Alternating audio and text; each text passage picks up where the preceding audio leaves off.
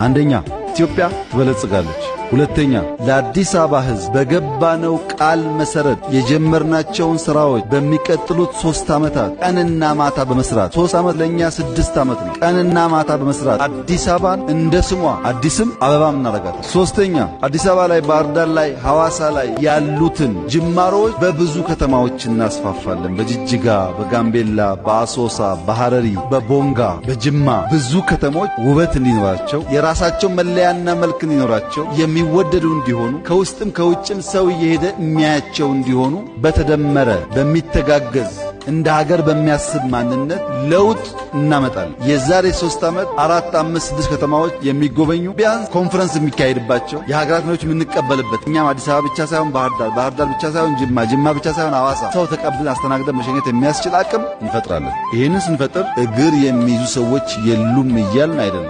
እግር ሲያዝ እንዴት ማስለቀቅ እንዳለብን ስለምናቅ ነው እንጂ እግራችን ይዘው የሚያቆሙ ሰዎች አሉ።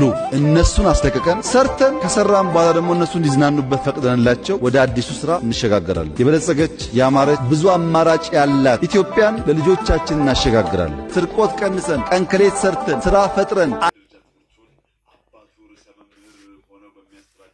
አኗኗሪን ነዋሪ አድርገን የበለጸገች ኢትዮጵያን በጋራ ለመፍጠር ከልብ ተነስተን በጋራ እንስራ።